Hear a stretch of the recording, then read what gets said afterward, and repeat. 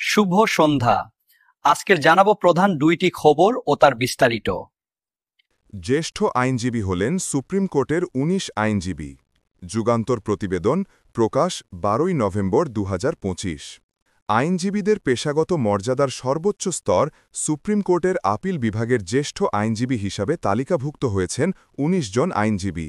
তালিকায় ড শাহাদিন মালিক, কায়সার কামাল, মোহাম্মদ শিশির মনির, রাসনা ইমামের মতো আলোচিত ও বিশিষ্ট আইনজীবীরা রয়েছেন।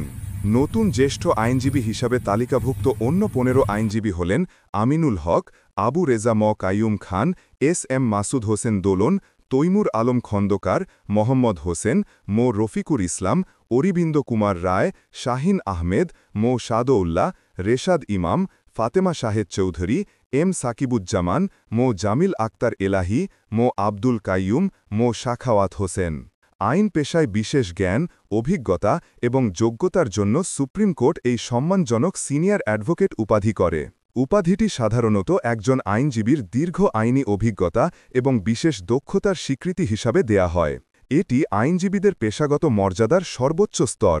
বুধবার ১২ নভেম্বর তাদের সিনিয়র অ্যাডভোকেট হিসাবে তালিকাভুক্ত বিজ্ঞপ্তি জারি করেছে সুপ্রিম কোর্ট প্রশাসন। বিজ্ঞপ্তিতে বলা হয়, প্রধান বিচারপতির সভাপতিত্বে এনরোলমেন্ট কমিটির ১১ নভেম্বরের সভায় সদস্যদের স্বতন্ত্র মতামতের ভিত্তিতে ১৯ জন আইনজীবীকে আপিল বিভাগের সিনিয়র অ্যাডভোকেট হিসাবে তালিকাভুক্ত করার সিদ্ধান্ত গৃহীত হয়। সেই সঙ্গে ৪৯ জন আইনজীবীকে সিনিয়র অ্যাডভোকেট তালিকাভুক্তির ক্ষেত্রে স্ট্যান্ড ওভার রাখা হয়েছে। একই সভায় ১৫৩ জন আইনজীবীকে আপিল বিভাগের আইনজীবী হিসাবে তালিকাভুক্ত করা হয়েছে।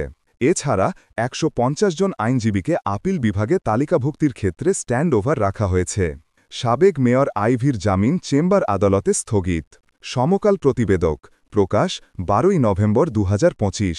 জুলাই গণ অভ্যুত্থানের সময় হত্যাচেষ্টা ও পুলিশের কাজে বাধাসহ পৃথক ৫ মামলায় নারায়ণগঞ্জ সিটি কর্পোরেশনের সাবেক মেয়র ডা সেলিনা হায়াৎ আইভিকে হাইকোর্টের দেওয়া জামিন স্থগিত করেছেন চেম্বার আদালত।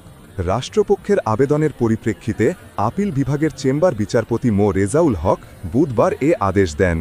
একই সঙ্গে আগামী ১৭ নভেম্বর আপিল বিভাগের পূর্ণাঙ্গ বেঞ্চে শুনানির জন্য দিন ধার্য রাখা হয়েছে। আদালতে রাষ্ট্রপক্ষে শুনানি করেন অতিরিক্ত অ্যাটর্নি জেনারেল ব্যারিস্টার অনিকার হক।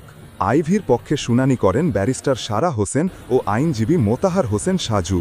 এর আগে গত ৯ নভেম্বর সেলিনা হায়াৎ আইভিকে জামিন দেন হাইকোর্ট। পরে হাইকোর্টের আদেশ স্থগিত চেয়ে আবেদন করে রাষ্ট্রপক্ষ। গত ৯ মে সেলিনা হায়াৎ আইভিকে তার নিজ বাড়ি থেকে গ্রেফতার করা হয়।